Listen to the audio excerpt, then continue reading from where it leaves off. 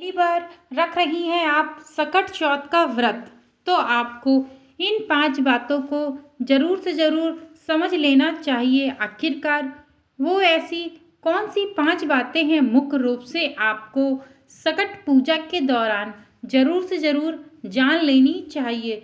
आप सभी का सनातन धर्म डायरीज़ में हार्दिक स्वागत है। राधे राधे मित्रों, जय श्री कृष्णा। आज मैं आपको बताऊंगी यदि आप सकट चौथ का व्रत पहली बार रख रही हैं तो ऐसी कौन सी 5 विशेष बातें हैं जिनको जानना और समझना आपके लिए बेहद जरूरी हो जाता है। आपको सकट चौथ का व्रत संतान की सफलता के लिए रखा जाता है, सुख शांति समृद्धि के लिए रखा जाता है। सकट चौथ का व्रत अपने आप में हिंदू धर्म में एक विशेष महत्व रखता है। पहली बार रख रही हैं सकट चौथ का व्रत, तो आपको इन 5 बातें जरूर से जरूर जान लेनी चाहिए। हिंदू धर्म में संतान से जुड़े कई व्रत त्योहार मनाए जाते हैं, जिसमें से सकट चौथ का पर्व विशेष रूप से है। मान्यता है कि सकट चौथ भगवान गणेश जी की पूजा को समर्पित है। इस दिन महिलाएं संतान की दीर्घ आयु खुशहाली के निर्जला उपवास रखती हैं, जिससे उनके जीवन में होने वाली शुभ अशुभ घटनाओं से अवगत कराया जा सकता है। हिंदू धर्म में संतान से जुड़े कई व्रत त्योहार मनाए जाते हैं, जिसमें से एक सकट चौथ का व्रत भी है जिसमें से सकट चौथ का पर्व विशेष है। मान्यता है कि सकट चौथ भगवान गणेश जी की पूजा को समर्पित है। इस दिन महिलाएं संतान की दीर्घ आयु और खुशहाली के लिए निर्जला उपवास रखती हैं, जिसका पारायण चंद्रमा को अर्घ्य देने के बाद किया जाता है। पंचांग के अनुसार हर साल माघ माह के कृष्ण पक्ष की चतुर्थी तिथि को सकट चौथ व्रत रखा जाता है। उसे सकट, तिलकुट चौथ व्रत, वक्रतुंड चतुर्थी और माघी चौथ के नाम से भी जाना जाता है। आपको बता दें कि साल 2025 में यह व्रत 17 जनवरी 2025 को मनाया जाएगा। इस तिथि पर सौभाग्य योग और माघ नक्षत्र का योग बन रहा है, जिस पर बलाव कारण का संयोग भी बन रहा है। माना जाता है कि इस संयोग में गौरी पुत्र गणेश और संकट माता की आराधना करने से संतान के सुखी जीवन का आशीर्वाद प्राप्त होता है। वहीं अगर आप पहली बार सकट चौथ का व्रत रख रही हैं तो कुछ खास बातों का विशेष ध्यान रखना आवश्यक है।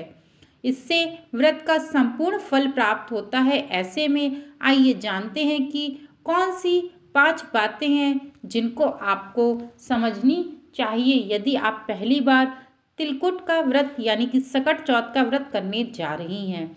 नंबर 1 पे है, धार्मिक मान्यताओं के अनुसार सकट चौथ के दिन भगवान गणेश को तिलकुट का भोग जरूर लगाना चाहिए। यह बहुत शुभ माना जाता है। आप तिलकुट के लड्डू या तिल से बनी मिठाई को भोग में समर्पित कर सकते हैं। पौराणिक मान्यताओं के अनुसार सकट चौथ का व्रत निर्जला रखना चाहिए।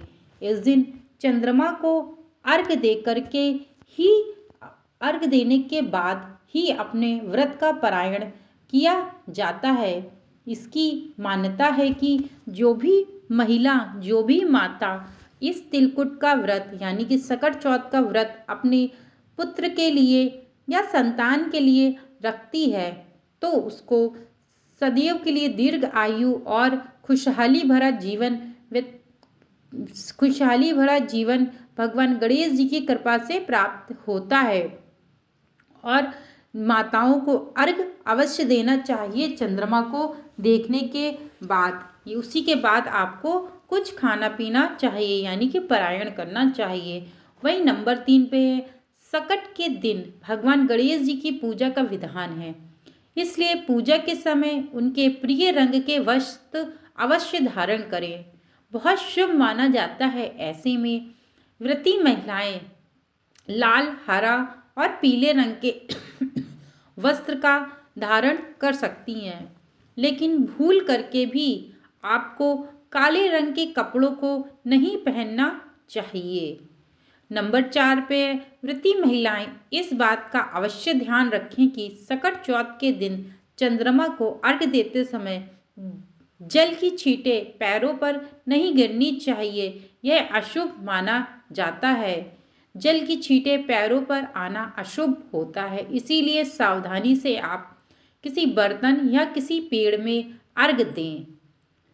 नंबर 5 पे है धार्मिक मान्यताओं के अनुसार सकट के दिन गणपति जी को मोदक अवश्य चढ़ाएं, इससे सुख समृद्धि का आशीर्वाद प्राप्त होता है। वहीं नंबर 6 पे सकट व्रत की पूजा में केतकी के फूल का उपयोग भूल करके भी नहीं करना चाहिए।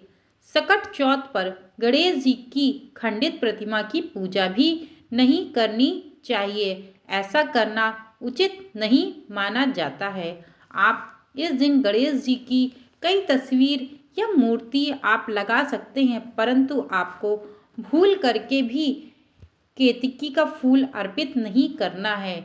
वहीं यदि आप लोग पहली बार इस व्रत को उठाने जा रही हैं तो आपको मैं बता दूं, आपकी संतान अपनी संतान के लिए इस व्रत को आप पहली बार उठा सकती हैं, क्योंकि देखिए इसमें कोई खराब समय भी नहीं चल रहा है, खन्मास भी नहीं चलेगा, क्योंकि कहा जाता है कि खिचड़ी के बाद खन्मास समाप्त होने को होता है।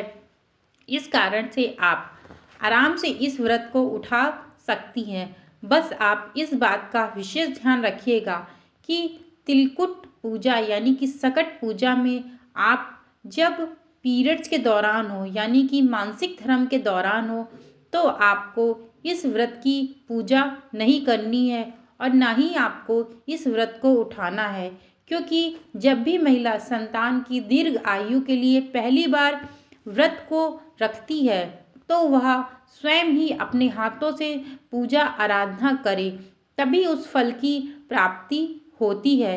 इस कारण से यदि आपका मासिक धर्म चल रहा हो तो आपको इस व्रत को नहीं करना चाहिए, क्योंकि आप पूजा आराधना नहीं कर पाएंगी। इस कारण से आपको नहीं करना है इस व्रत को। हाँ, यदि आपका 6वां 7वां दिन है तो आप इस व्रत को कर सकती हैं और व्रत को करने के साथ साथ पूजा भी कर सकती हैं। वैसे तो हमारे सनातन धर्म में बताया गया है कि पूजा पीरियड्स के 9वें दिन ही करनी चाहिए, यानी कि 8 दिन के बाद ही आप पूर्णतः शुद्ध होती हैं, तभी आप पूजा कर सकती हैं। लेकिन आप इस बात का ध्यान रखिएगा, आप पहली बार व्रत कर रही हैं तो इन नियमों का आपको पालन अवश्य ही करना चाहिए। यदि मेरे द्वारा दी गई ये छोटी सी जानकारी आप लोगों को पसंद आई हो तो चैनल को लाइक शेयर सब्सक्राइब करना मत भूलिएगा। Thank you so much video को वॉच करने के लिए।